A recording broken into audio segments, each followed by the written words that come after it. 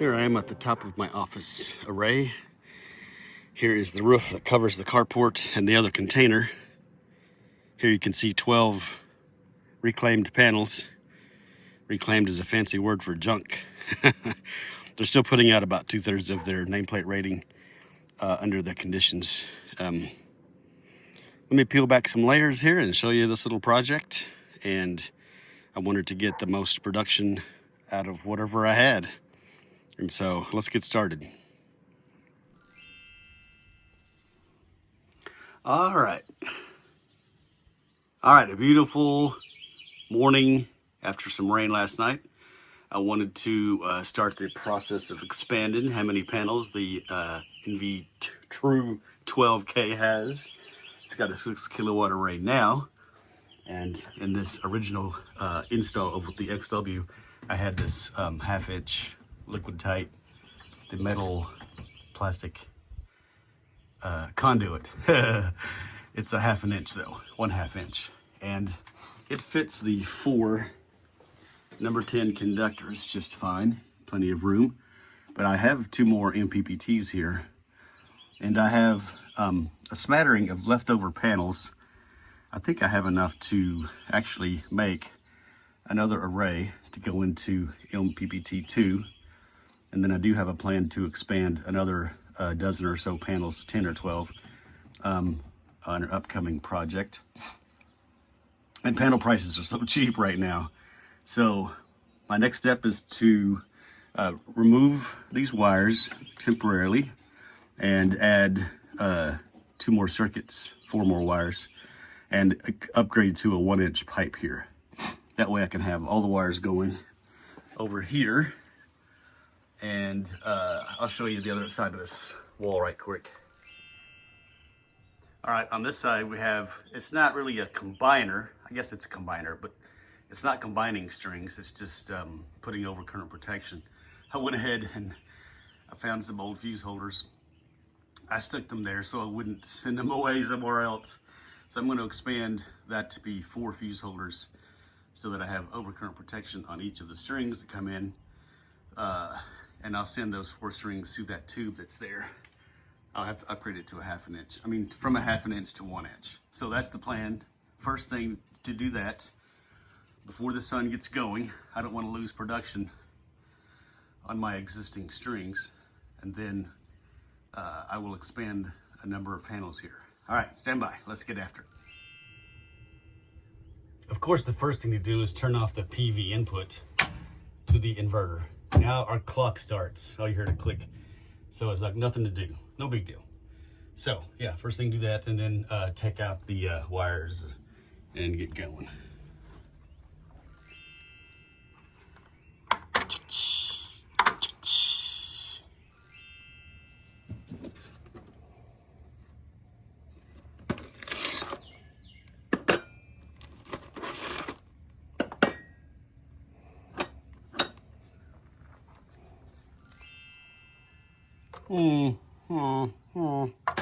One.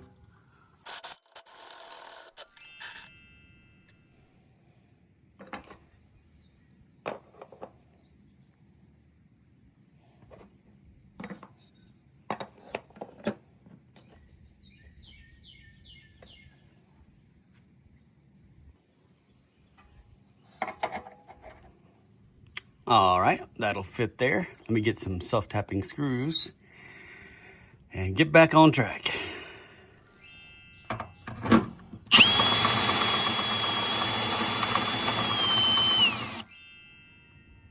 Haha, just kidding. You're not gonna cut with one hand. Down at one of the wire emporiums that I have here, I need some number 10 green. This will do. You know how they say, one man's trash is another man's treasure. And our little friend has decided to occupy this space for a bit.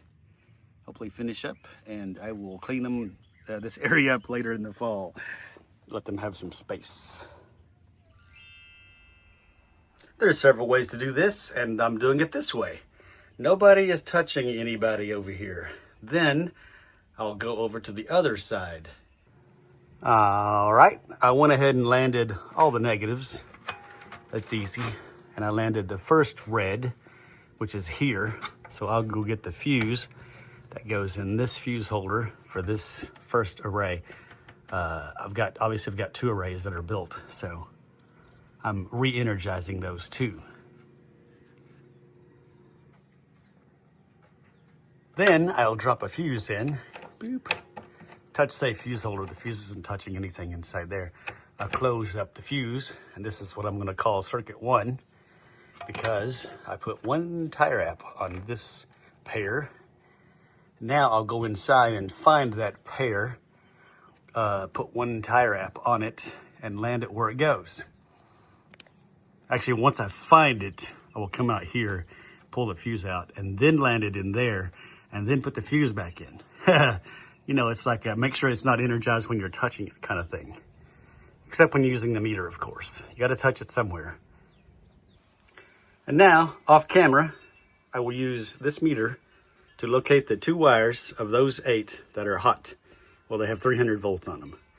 Then I will identify them. And then I will land them in the bus bar of solar happiness. And then I will put a tie wrap on them. 1 tie wrap to indicate 1, channel 1. So, off camera, stand by. All right, I think I found the pair, this one and this one. 350. I'll put a temporary mark with a Sharpie. I'll pull the fuse out. I'll land the pair and I'll mark the pair. And then I'll continue. All right, the first 2 were quite easy since I have arrays hooked up to them. Solar arrays, I got 1 and 2 ready to go. 1 and 2. These are high quality 3M tie wraps that they'll last as long as the wire does. I don't know about the cheaper thin tie wraps. They may not make it. You could also use tape. You could use label maker. You can do lots of things. That looks aesthetically pleasing. All right, let's go to the other side and I'll show you how I'm going to figure out which of these 2 wires is the other 2 wires. All right, I've got the everything marked here as well. 4, 3, 2, 1. This is group 4, etc. Right now, I temporarily have this neat little plastic doodad for a Milwaukee battery that I can hook up, and then I can know I've got voltage over there. I can hook up a Milwaukee battery right here, like this. Okay, you can do it. I did it. All right, so I've got just a simple, you know, cheap. This is an old battery. It's got something left in it. Then I'll put the fuse in. Put the fuse in there, and I'm sure that fuse didn't blow. I've got 2 fuses here. Anyway, then I'll go over and locate this 18 volt nominal on the wires, and I'll know this is 3. And then I'll move it to 4, and then I can get this thing back online to capture the sun again, and then I'll start mounting some panels and get circuit 3 and 4 organized. Stand by. Yeah, 18 volt battery is 20 something, 20.0, 21 point something. I forgot. Anyway, can I do this with one hand? Yes, I can. There we go. 20.1 volts. So the bottom pair is number 3. That's just magically how it happened. I'll go ahead and, okay, take out, you know, open the circuit, terminate the wires, blah, blah, blah. You know the drill. We're almost done. Bling, sparkle, sparkle. Oh, let me get a Sharpie and put the 1 and the 2 and the 3 and a 4. Although it's obvious with the 3. I'm sorry. 4, 3, 2, 1 tie wraps. Still need to replace this this 300 volt lightning arrestor with a 600 volt lightning arrestor, and then confirm how to parallel to one of these circuits. I may put this somewhere else actually. I may put this one 600 volt in one of these 2 arrays, and then on the inside do something, and on the other array do something. So stand by. All right, double bling.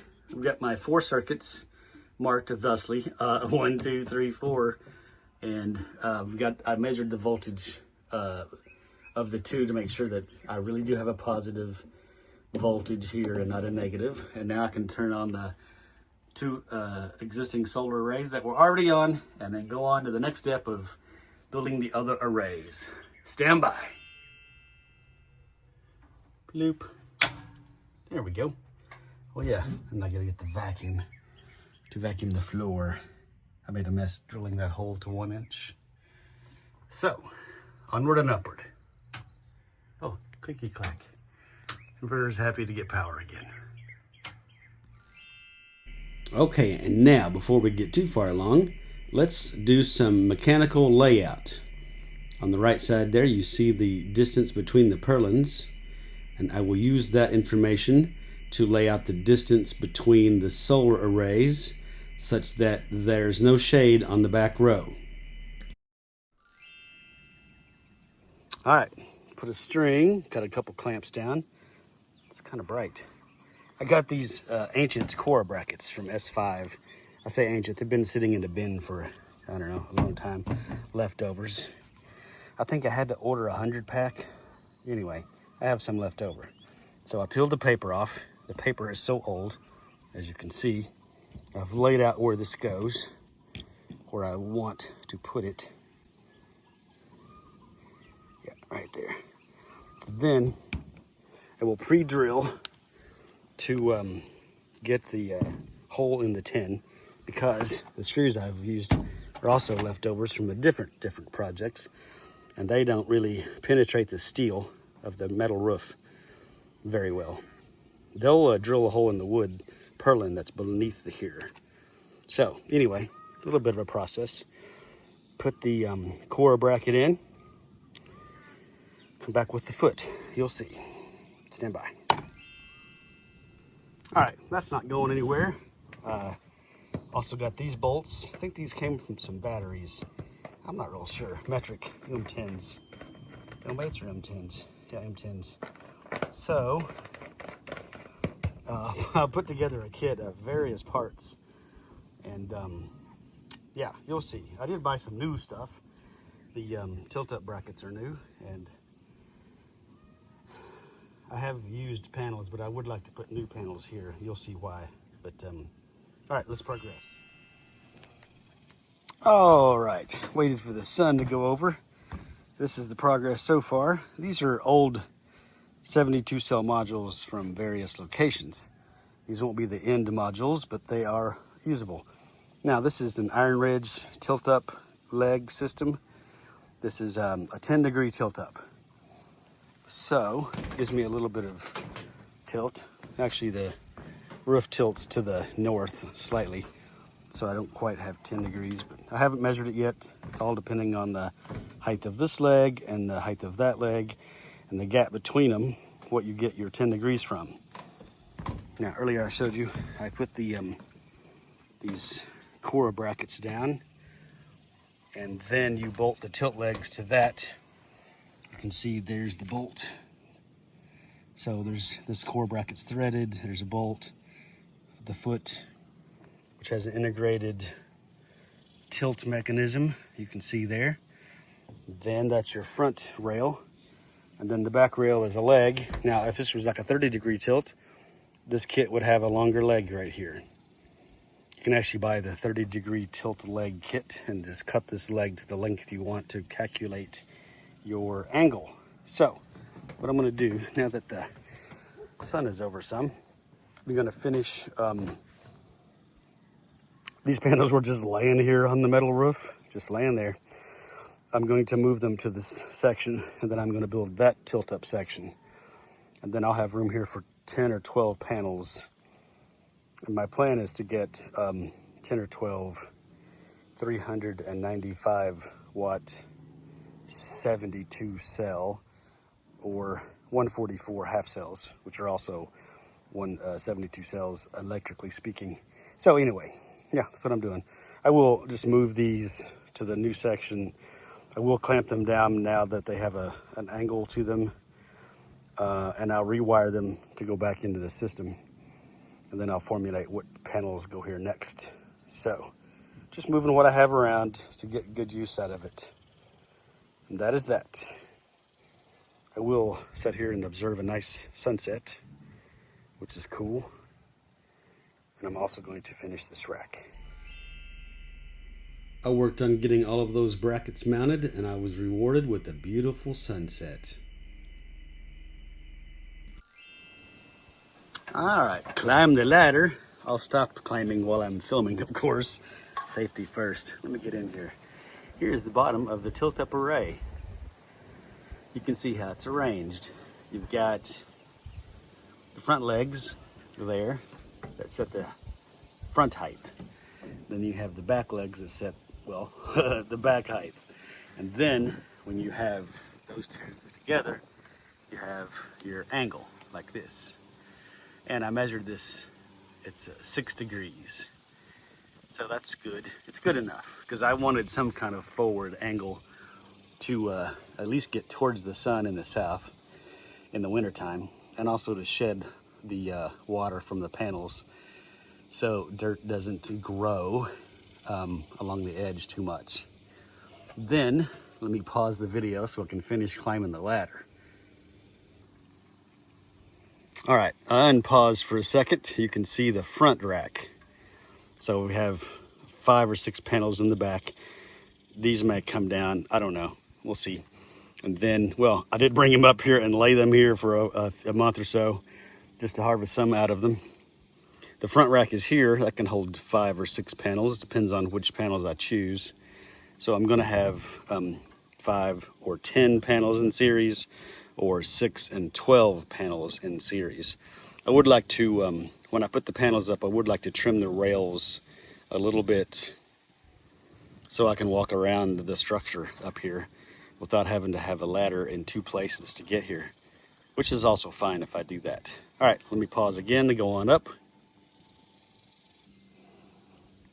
All right, unpause. You can see the detail of how that goes together. I think I already filmed this a little bit. You have a rear leg that's attached to the purlin with the core bracket, and the front leg. And so now what I'll do is bring up some panels. I have, you know, I don't know what you'd call them. I'll just be honest, junk panels to bring up here and use. And then I will organize some newer panels or whatever I decide. Now these panels are still good, so I may mix and match some more panels to get, well, you can see I have 4 Solar World panels. One, maybe it's a V-Sun, I don't know. And one Jinko, I think. Can't remember. This one is actually 2 glass panel, glass in the front and glass on the back. The glass on the back is actually broken. That's why it's kind of got a dip in it right now. It still functions for now, but it will be recycled soon. All right, let me get down from here and figure out what to do next. Stand by. Progress, take 1. All right, here we are. I'm gonna crimp on the MC4 connector. This is the female connector because the metal is female. MC4 connector wire. This wire goes back down there, goes, I'll say underground. I'll walk down there right quick. Not underground. I've got a short piece of EMT, which I will mount to the rib here. And I've got to get some EMT straps. Then, so my terminating line, the positive side is here, the red one, and then the return cable goes over to there, and then that cable comes up over here. Basically, when I get all the panels up here, I'll have 12 of these old panels in series, and I did test the diodes and the output. They are old, but they're temporary.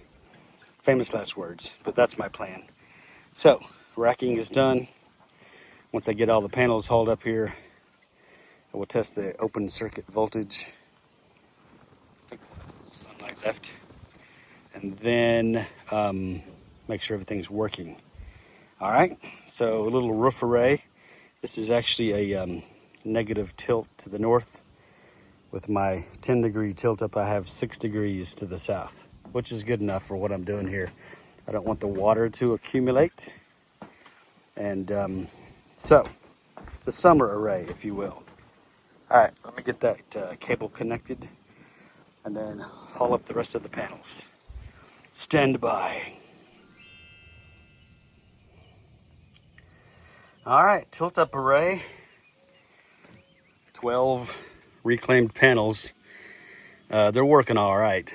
About 2/3 of their original output. So it's a lot of labor to get them up here. Wasn't that bad actually, the ladder. And this structure will stay even if the panels get swapped out later. Now, tried to hurry and get this done.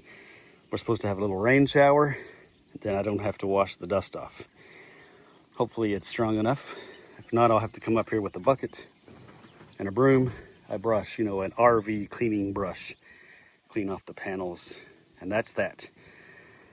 I'll go down and measure the voltage and the current, make sure everything's good. You notice the rails are sticking out past the panels. There's 2 reasons for that. The number 1 reason is I always do that on purpose, so that when I'm finished, if there's a spec sheet disagreement between the spec sheet, the panels I chose, the panels I received, etc., I have a little extra room. Then when I'm finished, and the panels are staying, I will trim those rails with the Sawzall or a circular saw. I have both. Both will work just fine. Now, in this case, I'm not going to trim them until the real panels are installed. And that may take a long time. So I'll just leave it like that for now. And when the time comes, I will trim those rails.